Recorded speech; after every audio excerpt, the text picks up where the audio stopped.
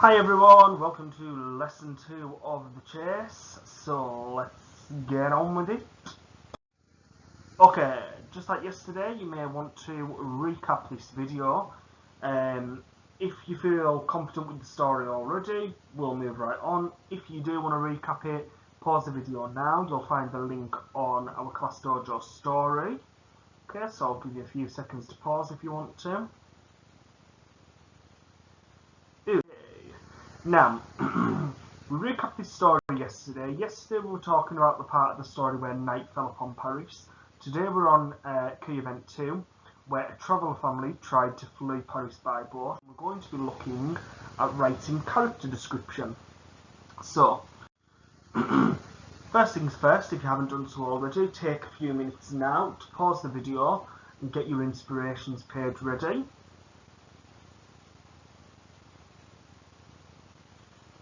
Okay, once you've got your inspirations page ready, we can move on to gathering our ideas and getting some inspiration for our writing. Paragraph 1. Now, the family of the baby, we need to show them as really positive people so that we're on their side. And when the dad's captured and the mum is killed, it makes the reader feel more emotion. It says in this question, it says, which similes can we use to make the reader feel more empathy for the woman? Empathy basically means when you feel the same emotion as a character. So we want them to feel sympathetic towards her. We want them to feel sorry for her and be rooting for her to win. So we need to show her as a really gentle, beautiful, kind character. Okay, so we're going to come up with some similes that we can use to describe her. So on the left there, I've put a picture of the baby's mother. Then I've done some ideas for similes. So let's have a look what I've come up with so far. So I've put eyes as beautiful and forlorn as a baby deer. Skin as soft as freshly fallen snow. A voice as gentle as a harp. An angelic face. A scent of sweet flowers. So remember, it doesn't always have to be what they look like now. You might be wondering what forlorn means. The definition of forlorn means something that's pitiful, that's sad, it's abandoned, it's lonely. It makes us feel sorry for them. Okay? So pause the video now. Take down some ideas of similes you could use to describe the mother. Okay. We're going to do a little bit more on paragraph 1. And I want us to show that although she's sad and she's scared, she's trying to stay strong for a baby.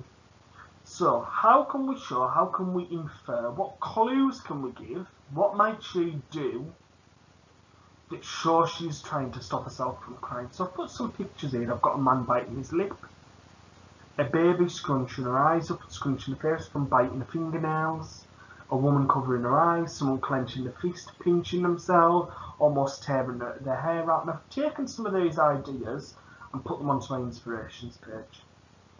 Biting her lip, covering her eyes, clenching her fists, pinching herself, grinding her teeth. I want you now to pause the video, write some ideas down there of how we can infer that the woman's trying to stop herself from crying. Try and add some of your own ideas if you can.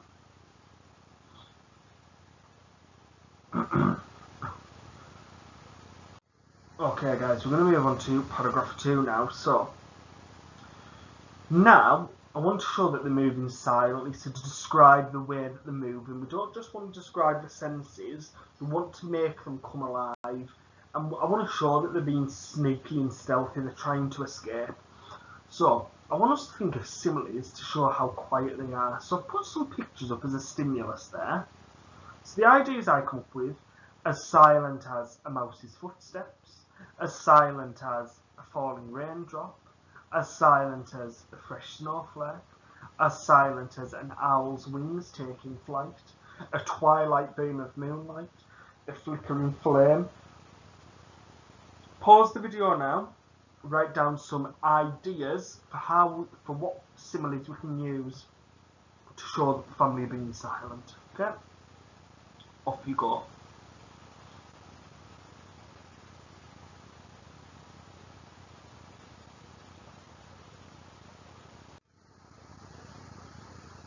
Okay. Now, I want us to use a metaphor. So a metaphor isn't when we use like or as, it's when we say something is something else. And I want us to use a metaphor to describe a tear. So she's going to have some tears, she's going to start to cry. What can I say those tears are? So again, I've put some different ideas and some pictures. And I'm going to show you some of the ideas I've added to my inspirations page. I've said that her tears are a fresh rain of tears, a waterfall of sadness, paw prints of hopelessness, a pathway to nowhere, a smoky trail of despair. Pause the video now. Take a minute to write down some ideas.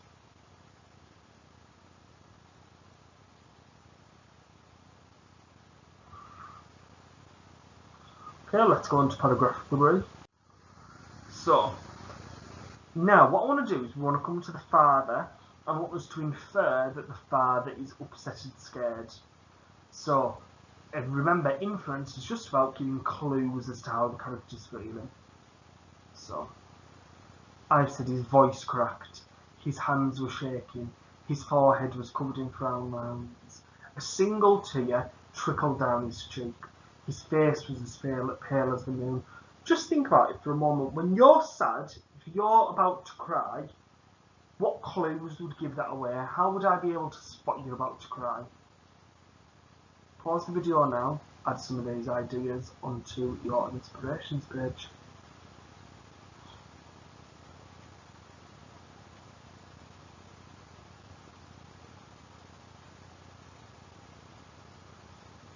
Okay, next. Next thing we're going to do is we are going to be doing our writing. So, we're going to start off with paragraph 1. Remember, you can keep all of the black bits the same if you want. Try to change them if you can, but you don't have to, but you must change the coloured bits. Let's start off with paragraph 1. A woman, she who had eyes as beautiful and forlorn as a baby deer, she looked upon her precious parcel, she biting her lip to hold back tears. Ha! So you can see here as well, I've called the baby a parcel. What I'm trying to do is I'm trying to bring up tension. The reader doesn't know what she's holding. So when it comes up later that it's a baby all along, we'll feel even more sorry for her. Okay? So what I want you to do now is pause the video and write down your paragraph 1, swapping those ideas out for me. Off you go.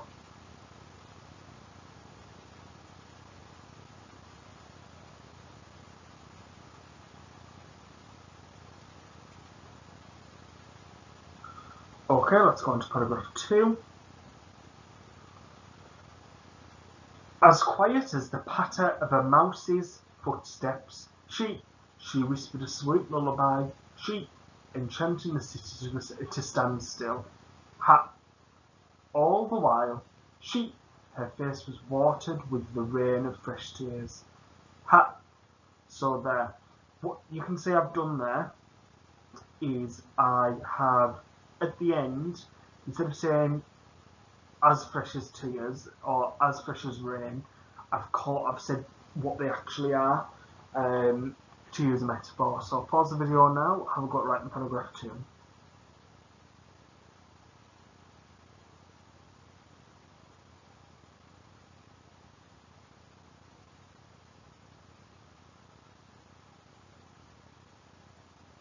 Okay, let's go on to paragraph 3 then. So, her husband, she, who was a ginormous yet loving man, she put his arm around her. Ha! He tried to stay strong, but his voice cracked and his hands were shaking. Ha! So you can see here, I've done not one, but I've done 2 ideas from here. Okay? So your task in this one is to give me 2 pieces of inference that show he's struggling, he's upset and scared as well. Okay? So what I would like you to do is pause the video and write paragraph 3 for me. Off you go. Sorry. Okay guys, now you've done that, it's time to take a photo, go into Class Dojo, find today's English activity and click start. When you've done that, I would like you to take a photo and send me a picture of your writing, and then I can award you your dojos. Thank you very much, and I will see you again tomorrow. Bye!